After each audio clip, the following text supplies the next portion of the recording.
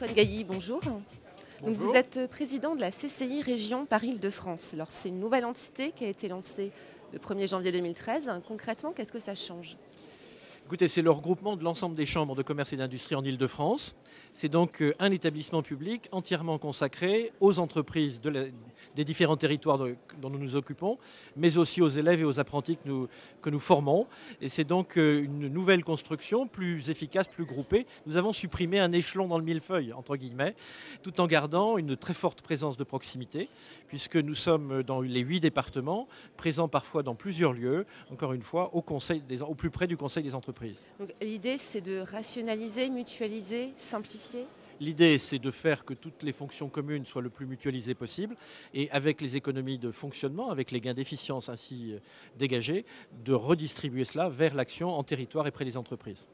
Alors, une des grosses actualités du moment, donc, c'est la création de la BPI, de la Banque publique d'investissement. Dans quel cadre vous pourriez vous inscrire dans les actions de la BPI? Quelles seraient vos incitations, les mesures que vous souhaiteriez que la BPI prenne? Alors la loi prévoit que les chambres régionales de commerce soient effectivement associées aux conseils d'orientation qui existeront dans chaque région. Donc ceci est d'ores et déjà prévu.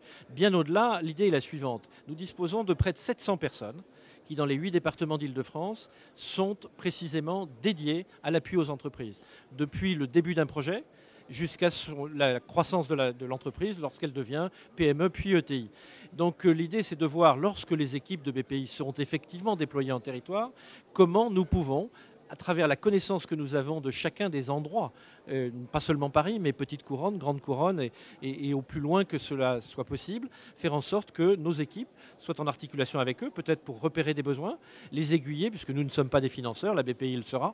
Et par contre, en termes de conseil, la BPI est essentiellement un financeur et moins là pour des activités de conseil. Nous sommes donc clairement complémentaires. Les détails et les précisions de mise en place sont à travailler avec eux. C'est en cours. Bien sûr. D'accord.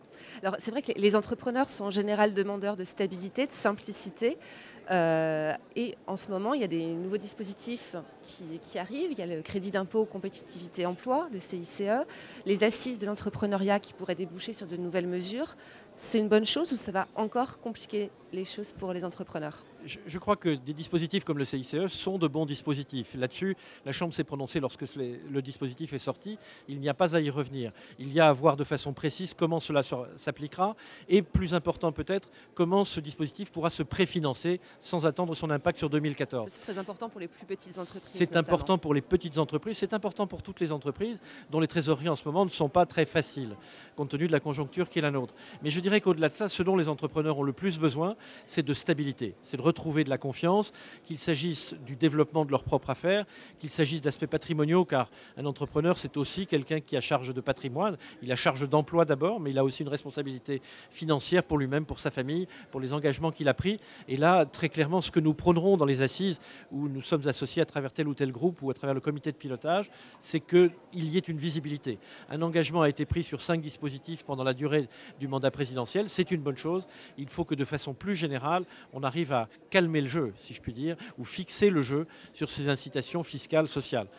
Dans les bonnes nouvelles de ces derniers temps, signalons l'accord du 11 janvier, les accords sociaux, qui redonnent cette indispensable souplesse dont le pays avait besoin, dont les entrepreneurs avaient besoin.